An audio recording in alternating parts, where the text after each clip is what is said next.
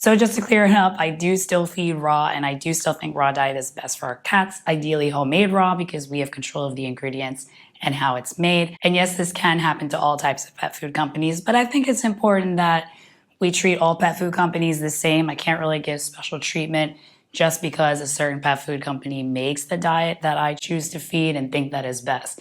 Because along with this foreign objects that we talked about last week, there are two other issues that we need to discuss, and I also have an update for you. So I need to correct myself. In the original video, I said that Steph had reached out to Raw Paws about the bullet or the foreign object on Friday, but she actually told them about it on Tuesday, December 6th. So when I made the video, it wasn't a full week yet. Honestly, I still think it would have been enough time for Raw Paws to at least tell their customers or at least release a company announcement about it. So the FDA said that they are investigating, and that's basically all we know. Unfortunately, the FDA is pretty secretive about their investigations, and FDA recalls typically take a few weeks. However, a pet food company can issue a voluntary recall out of precaution, and they would publish this company announcement, and the FDA would publish that company announcement on their website immediately. So even if it isn't a bullet, like I said, it's still a foreign object that shouldn't be in the food.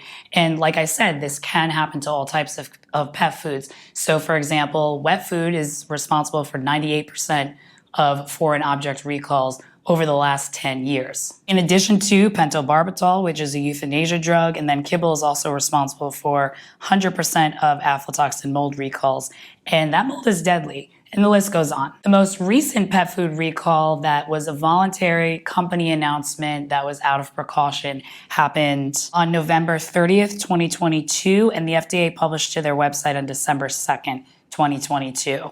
Now, let me be clear before we move forward, I'm in no way endorsing this brand or saying that we should go back to this brand at all. This is just the most recent example that we have. So just to show you that we don't have to rely on the FDA to recall, the company itself can also do a voluntary recall. So it says, out of an abundance of caution, this brand is voluntarily recalling some of their diets, prescription wet dog food diets, due to a labeling error. So they had some customers back in September that noticed that the texture was different. So it did take them 2 months to actually post the company announcement. So who knows, maybe in 2 months we'll see something, a company announcement.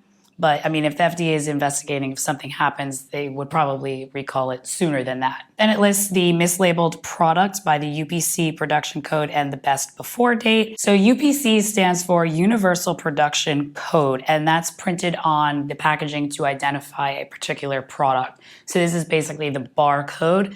Well, it's the numbers under the barcode so that when you scan an item, the register knows what item it is. The production code is typically letters and numbers that's printed on the packaging, and that tells us the date and time that it was filled and packaged, and also the manufacturer that packaged that product. And the best by date is like an expiration date. Sometimes you'll see on pet food packaged on date if it's fresh food, that way you know when it was packaged, but it's the same thing. So the first issue here that we'll talk about with Raw Paws, aside from the foreign object, is that when you look at their packaging, they only have the UPC code, they only have the barcode. There's no lot number or batch number, and there's no best by date or packaged on date. So this is concerning because even if there was a recall, how do they know which products to recall if the products just have the barcode? And it also doesn't tell us when it's manufactured, the date and time. So how do they know which batch? I mean, they say that they make small batches every week, but you would still need to have those codes on there just in case something like this happens. So the second issue that we'll talk about is whether or not it's complete and balanced. And I'll admit, I kind of brushed this off the first time it came around. This was my gut feeling and I ignored it.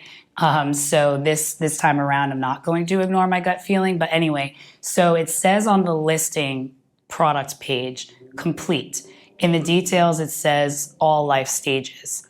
And if you go on Amazon, it's the same thing. Complete beef, complete chicken, complete beef and mackerel. In the details, complete and balanced. If you go on Chewy, they don't have their frozen products, but they do sell their freeze-dried products. It says in the details, complete and balanced nutrition. But then when you hover over the label and zoom in, it actually says for intermittent or supplemental feeding only. Now, you can see this on Chewy on their freeze-dried listing, but on 𝐉𝐄𝐄's website and Amazon for the frozen blends, you can't zoom in and see the entire label. So when you're first ordering, you say, okay, it says complete and balanced, I'll order this. Then you don't know what it actually says on the label until you've received the box. Then you see on the label that it says for intermittent or supplemental feeding only.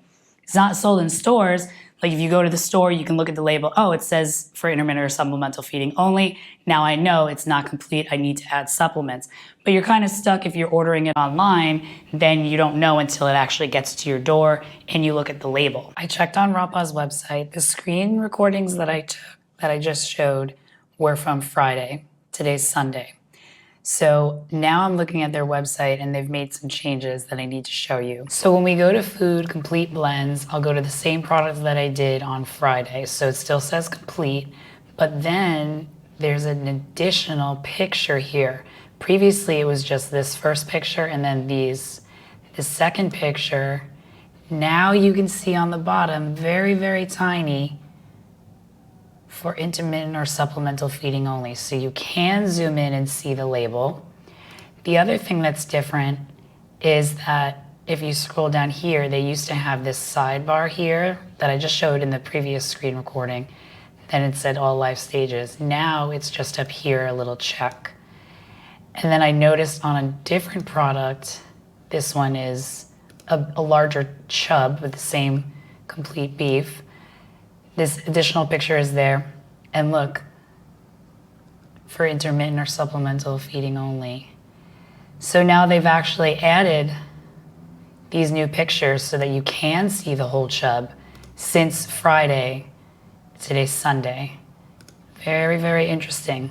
So the difference here is for supplemental feeding only, intermittent or supplemental feeding only, that means that if you fed this food only, there will be nutritional deficiencies. These are part of AAFCO guidelines. The product has to tell you whether it's complete or whether it's a supplemental food. So basically a supplemental food means it's just a treat, it's just a topper. You can't rely on just this food for an extended period of time. Whereas formulated to be complete and balanced means that if you fed only this food, then it would be complete and balanced. You would not have nutritional deficiencies. Now, of course, there are kibble and canned foods that say complete and balanced, and we know that it's not the best. You know, we know that. But I think it's important for raw food companies to be transparent about this, especially because the first objection to raw, of course, is bacteria, salmonella. But the second one is nutritional imbalances. So I feel that it's our responsibility and pet food companies that produce raw food to clarify this and to be diligent about this, because that's what's going to destroy the raw food community. That's what's going to destroy people's perceptions about raw food. When you have foods that say that they're complete and balanced, then you look at the label and it doesn't say that it's complete and balanced, or maybe somebody doesn't look at the label and then they continue to feed it to their cat and then problems happen. You know, I don't know, I kind of tossed around with this because yes, cats in the wild wouldn't eat supplements. I completely get it. But they know what they need. It's instincts, and they have free choice of what they eat. So they're able to complete their diet by eating 5 to 7 different proteins, maybe some grass. Jericho loves his cat grass, but he chooses when he needs it, and I like that. But there's a lot that comes with whole prey that isn't in these prey model raw grinds. There's no head, there's no brains, there's no eyes, there's no glands, there's no skin, and they don't include like everything that the whole prey would include. Even if you had whole carcass grinds, you know, freezing and grinding, some of those nutrients could get lost, like taurine is water soluble. So it's just, you know, a lot of mystery unless you have their nutritional analysis and then go to formulation software. Then you can add in your own supplements to make it complete and balanced. I've been using formulation software a lot recently, and this has just really confirmed and opened my eyes that like maybe variety can offer balance over time, but at the same time, there is a lot that we aren't feeding unless we're feeding whole prey. So I think it's better safe than sorry. You know, nutritional deficiencies don't show up right away. Most of them take time. And I think it's just important for us to be more diligent about this. And I'm talking about myself here too. Like, I'm still fine-tuning Jericho's diet. Again, like I'm using formulation software. I'm so close to balancing his diet. And I'm really excited because I'm publishing my first lesson of my nutrition course this week. And I'm going to go deeper into nutrition and ingredients and sourcing and how to balance recipes. So, because again, I think homemade raw is the best option because you have more control over the ingredients and how it's made. So I do want to answer, a lot of you said that I have a freezer full of raw paws, like what do I do? So the next time you portion it out, just look through it carefully. I mean, we should be doing this anyway. If you find something, take a picture, take a video, wrap it back up, put it back in the freezer, and then email raw paws, let them know about it, contact the FDA about it. If you don't find anything and you want to feed it, then feed it. I mean, I understand you spent a lot of money on the food. If there's nothing in it and you feel comfortable feeding it, go for it. However, just be mindful that it is not complete. So on the label, it will say for intermittent or supplemental feeding only. So in the long term, I wouldn't recommend relying on just this food. Maybe if you're feeding a variety of proteins, including the meat and veg, including the surf and turf, including green tripe, including the fish, but it would be up to you to actually balance it out. I mean, you could ask raw paws, like since it says intermittent or supplemental feeding only, which supplements should I add to make sure that it is complete? Or you can ask them for a nutritional analysis and then put that into formulation software, and then you can balance it yourself if you want to use your own supplements rather than a premix. I honestly don't know what they would recommend. When Steph asked them what's the difference between the listing saying complete and the label saying intermittent or supplemental feeding only, they responded and said, basically, we keep our products natural, we don't add supplements to it because this mimics the ancestral diet. I get it, you don't want to have synthetic supplements in your products, but at the same time, like, it mimics the ancestral diet, but there's a lot that's missing that is in the ancestral diet. Like I said, eyes, brains, etc. Like, that really rounds out the diet.